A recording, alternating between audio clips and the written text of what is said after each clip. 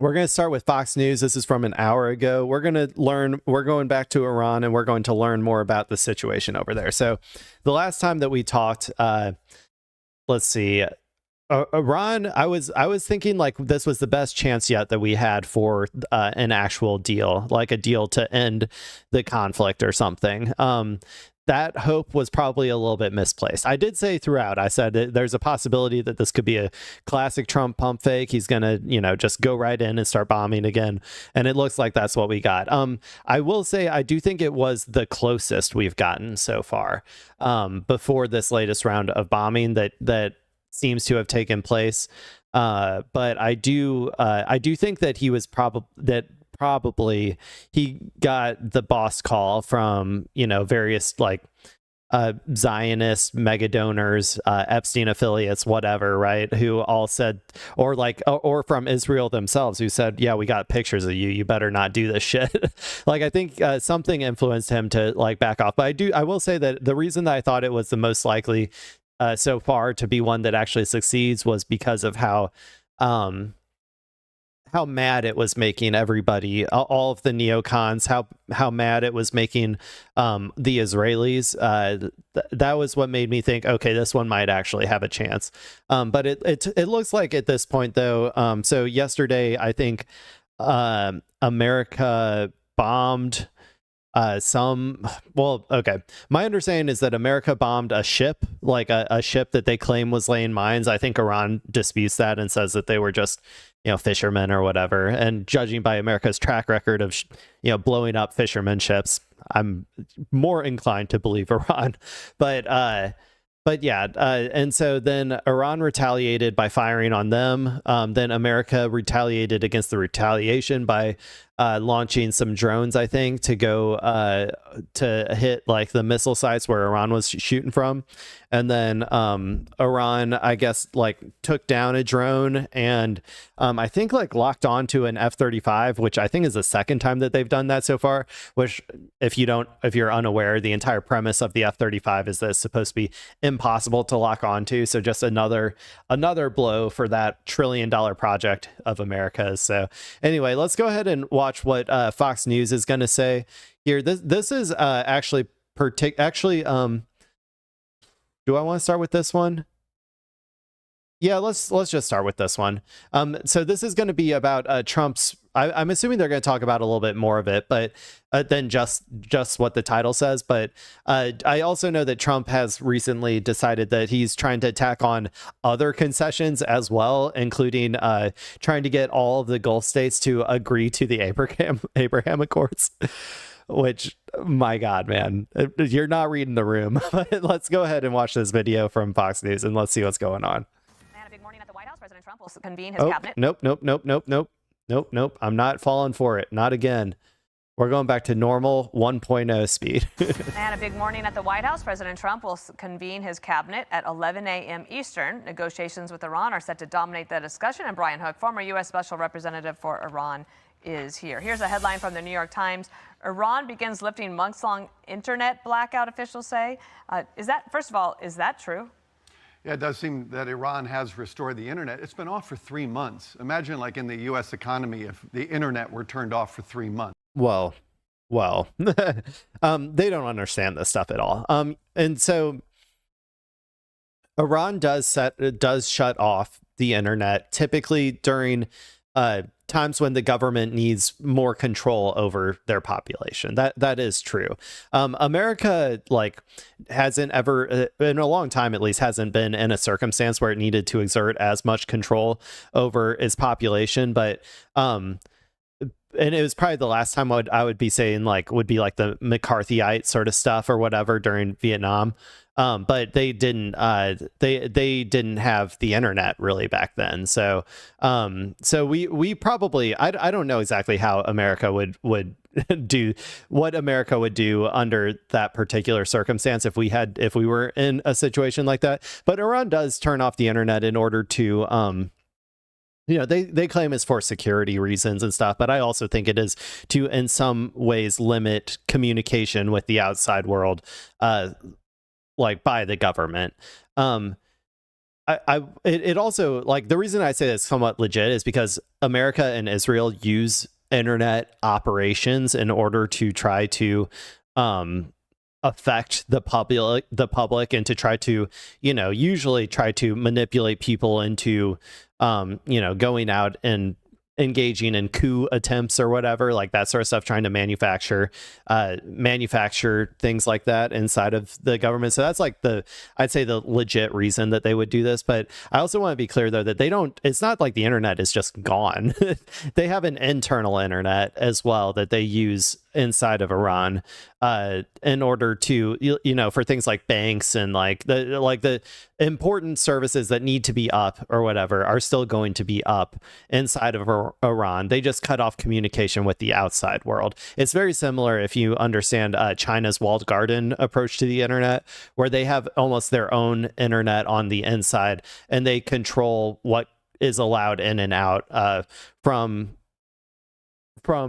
sources outside of their internet. And so it's very similar to that. So that's a brief rundown on how the internet outage sort of situation works in Iran. It's not like the internet is just completely gone. They just switch over to their internal internet. So that's a huge economic cost on the regime on top of the economic crisis it's already facing. We saw a report within the last 12 hours that the internet is just like, if you're full Dial go, up. you're full Dial go, up. the graph's up here, but it's really right down here so far. Right. And that has to be affecting them economically. If you're a shop owner. Dude, why do that? Oh my God, man. This is...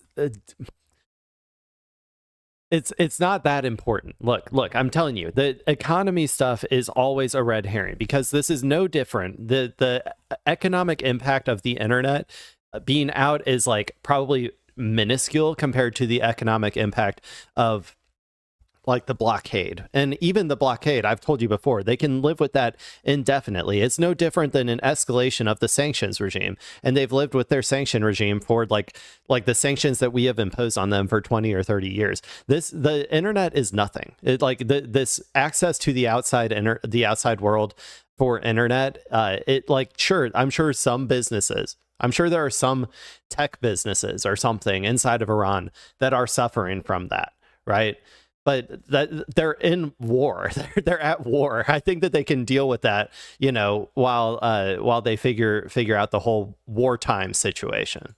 In Tehran, how do you do business when the internet's out? Well, all those businesses are closing because if you don't have access to the internet in today's digital age, you have no business to run. And so I think there's been 1 million people who are now out of work because of the internet being shut down. And then also the naval blockade is having a huge consequence. Are the people pressuring the regime in order? It's not gonna do anything, man. It's not gonna do anything.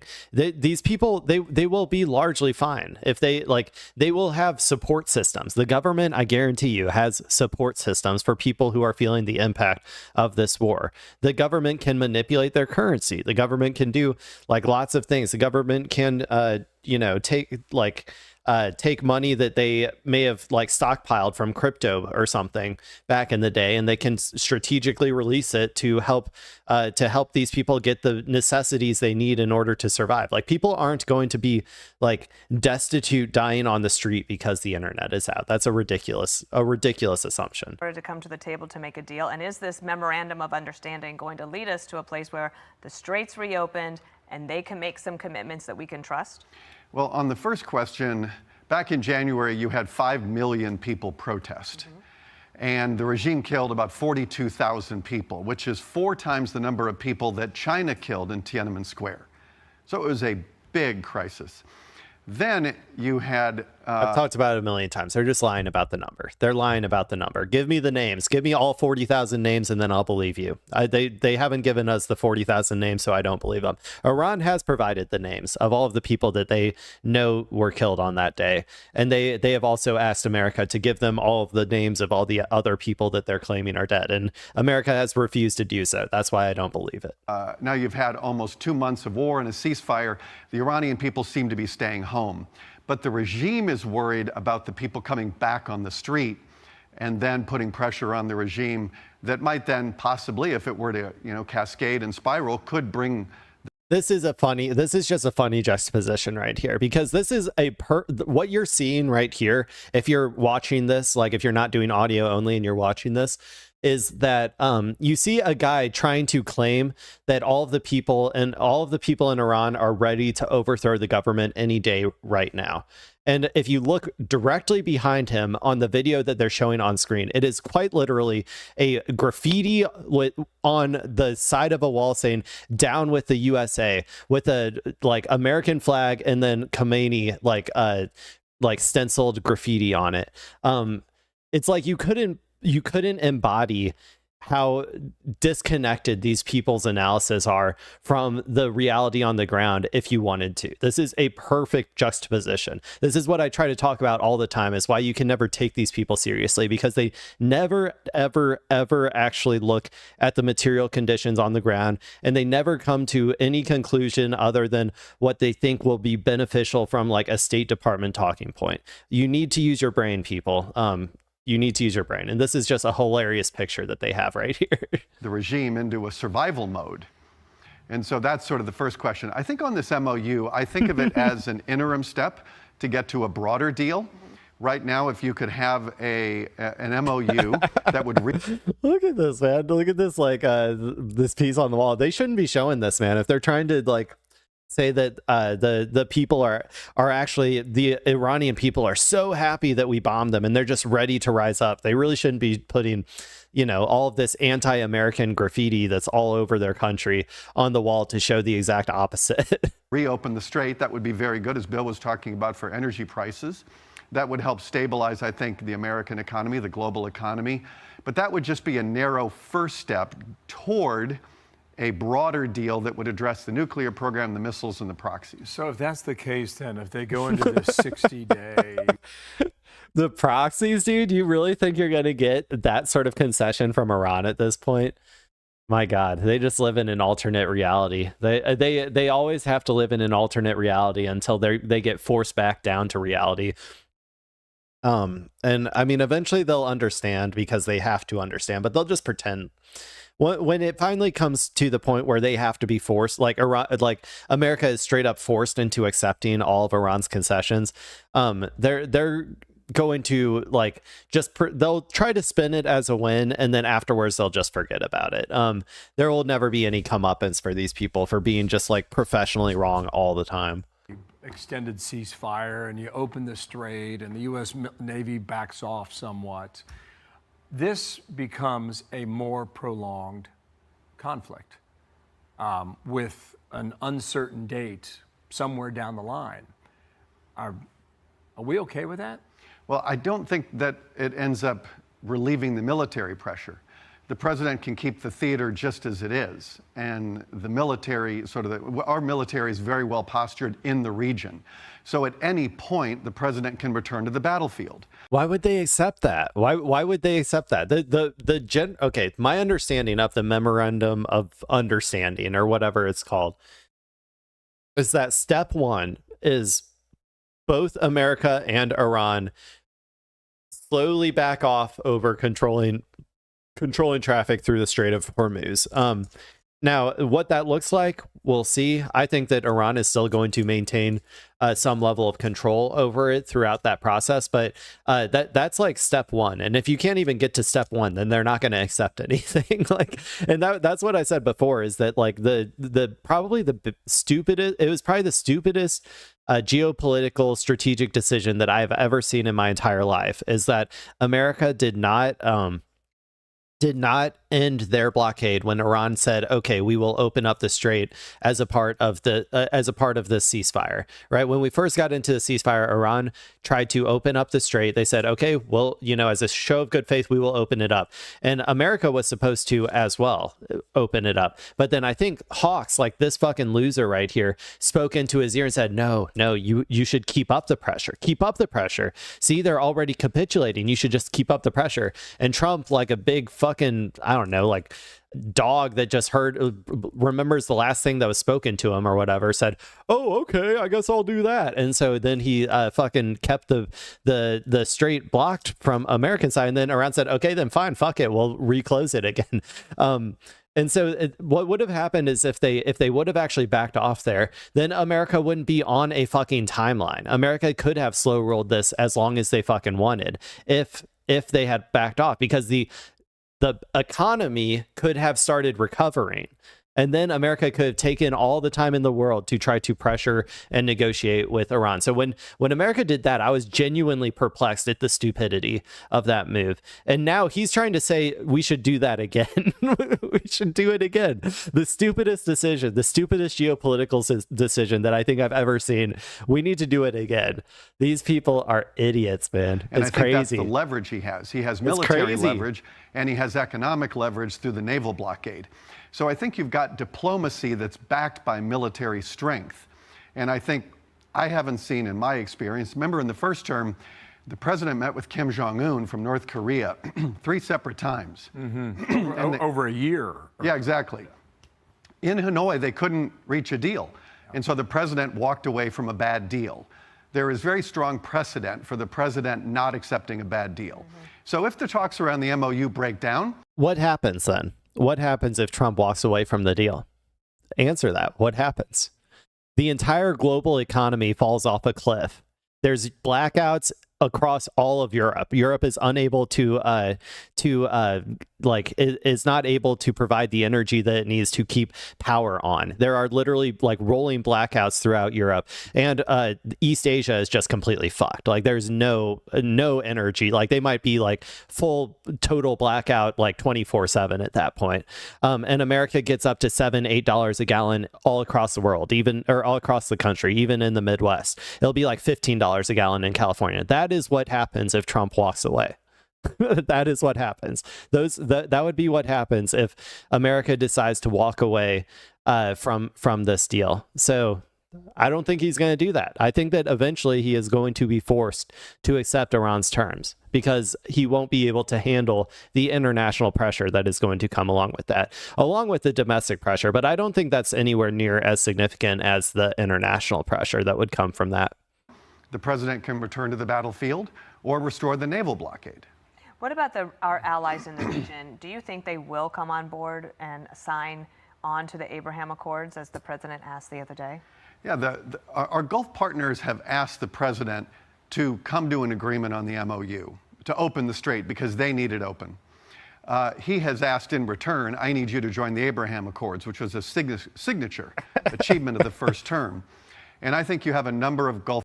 Did you hear what happened though on that call? It was leaked. I mean, I'm going to trust the leaker, because this does sound about right. Is that he asked them all to join the Abraham Accords, which, for those unaware, the Abraham Accords are supposed to normalize relations between, originally I think it was Saudi Arabia and Israel. This was these were like created like I think by Kushner, or at least pushed by Kushner, like in Trump 1, if I remember correctly, like near the end of Trump 1, along with like moving the base or the U.S. embassy to Jerusalem or something, like, you know, all of these like provocations, which, by the way, directly led to October 7th. Like, these were the provocations that Hamas listed as the reason why they did October 7th, or like some of the reasons, I guess I should say. And so as a part of like the Abraham Accords, they would recognize, like Saudi Arabia, I think, would recognize Israel in exchange for, I would guess it's like more military support from America was probably the trade, if I remember correctly, which a whole lot of good all that military support did you, Saudi Arabia. You got your shit kicked in by Iran. But yeah, anyway, that was supposed to be the Abraham Accords. Those have been on hold since October 7th, because Israel is just incapable of not trying to kill every single brown person, like that borders, like brown country that borders their state. Like, they are just literally just like incapable of not trying to steal all of the territory and land of all the brown people around them. And so since then, Saudi Arabia has not been able politically to accept the Abraham Accords. Don't get me wrong, these countries do not have they do not align very closely with their populace, generally speaking. They are like dictatorships in a sense, where they are somewhat separated from the the will of the people. However, they do have to maintain some level of credibility towards their people, which are largely Muslim, and do see the Palestinians as like the Palestinian cause is something that they care about, right? And so they have been unable politically to sign on to the Abraham Accords since October 7th, despite how much the people at the top might want to, right? And now you get a situation where America is incapable of protecting them. America is straight up incapable of protecting these Gulf allies. That the whole premise of this relationship with America and burgeoning relationship with Israel was that they were going to they would agree to become a part of this like American, imperialist project, essentially as pawns or as client states of America. And they would throw the Palestinians under the bus, and in exchange, America would protect them and would, allow them to continue running their countries like they do, as like, tax havens for pedophiles to come like benefit off of the slave labor that they get, like that they import from other countries, which is how a lot of them operate. But regardless, I guess what I'm saying is that at this particular point in time, none of them want to, like, even the original premise of joining the Abraham Accords doesn't even apply anymore. Like, I don't think any of them necessarily, maybe the UAE, but I think most of them have realized that, America isn't going to be able to hold this thing together. like I think that's kind of what they're thinking right now. So there is no way in hell that they are going to do this. No way in hell. It's not going to happen. They are not going to sign on to the Abraham Accords. While America is weaker than it has ever been, shown that it is incapable of protecting them, shown that having America's military bases on your soil does, like, it just creates little missile sponges for Iran to just pepper during any conflict. Like, where Iran is showing itself to be the regional empire, the regional hegemonic empire that, like, nobody, not even Israel, will be able to contend with. Like, and because they have control of the Strait of Hormuz, they are essentially going to be the regional hegemon. And so, like, during this time period, there's no way. There's no way that any of these countries are going to sign on to that. And also, there's no way that Iran would let that happen as a part of this deal. So, that's all just it's one of the most insane things that I've ever heard of someone of a. It's funny. It's like when someone doesn't read the room, right? Like, I'm sure that lots of people have been in situations where, like, someone just didn't read the room, right? Like, they made a joke or something and, like, they just didn't read the room and it came off weird or awkward or bad. And everybody's like, ugh, like, something along those lines. This is like someone doing that, but like on a geopolitical, like, strategic level where I can't imagine any other president other than Donald Trump being able to so thoroughly misread the room and, like, make this proposition right now. It's insane. Partners who would like to normalize with Israel. They need the political space to do it. But I think it's very good to pressure them so that they can focus on all the benefits that would accrue to them by normalizing with Israel. Seem very smart. Can this Yeah, what benefits? Like, seriously, what benefits? Becoming even more of an enemy of the regional hegemon? Like, what? Getting more bases on your soil for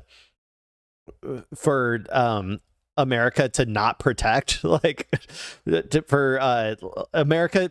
By the way, America has gone through 50% of its missiles and interceptor stockpiles.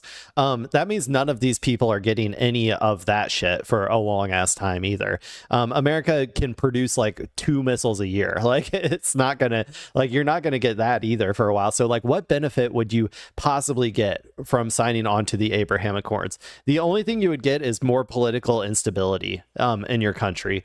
And these people, I think at the very least, like want to maintain their like, kingdoms and stuff or whatever. So that is insane. Administration, can this president get Saudi Arabia to do that? That's a great question, Bill. Nope. I know that Saudi has talked about it. It's Nope. something that they have talked about diplomatically.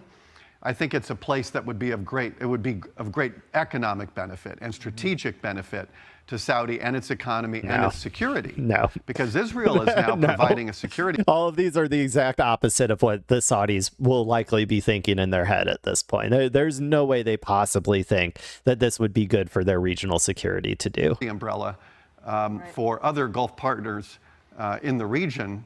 What did he just say? Its economy and its security. Because Israel is now providing a security umbrella for other. Israel is providing a security umbrella. You mean by like invading every brown country next to them? I heard Turkey was next. Like Turkey is next. Guess what? Saudi Arabia, you're gonna be on the list too. You're on the line. Like if they get the amount of like resources and money and like people and like military like service members possible, they will bomb the shit out of and try to invade and steal your territory to Saudi Arabia. What kind of umbrella is he fucking talking about? That's ridiculous, dude. And Israel is not going to do shit to save Saudi Arabia. If Saudi Arabia gets in a conflict with Iran, they're not going to do shit for that. I don't even think they do shit for the UAE. I don't think I've seen anything about Israel sending their missile interceptors over to the UAE to try to protect them when the UAE is like by far the most closely aligned with Israel. Like, my God, dude, these people are insane. Gulf partners in the region during this war with Iran. So I think there are a lot of benefits. I think Saudi is aware of those. They would like to see something on the Palestinian file to happen first. Yeah. And apparently that could actually come up in the cabinet meeting as well. Ainsley told me about that this morning. So it's great to have you in person. Thanks, Dana. You're always welcome. Yeah, all you gotta do is get Israel to agree to a Palestinian state. How hard could that be? On the 1967 borders. And you have to, so that would imply moving 500,000 illegal Israeli settlers out of the West Bank. You think Israel's going to do that shit? I don't think so. Okay, that was an insane end, but at least I got to talk about that the Abraham Accords thing, which is hilarious. It's a hilarious thing that happened. I can't believe he did that. When he said it on the call, I think there was silence on the other end of the line. I might have neglected to say that when I was rambling about it, but yeah, he said. He said like, oh yeah, they should all come onto the Abraham Accords, and everybody on the line like was just silent, like with all the Gulf state leaders or whatever. And he was like, you guys still there? Like it's straight up like a SNL bit or something. Like, okay, let's move on.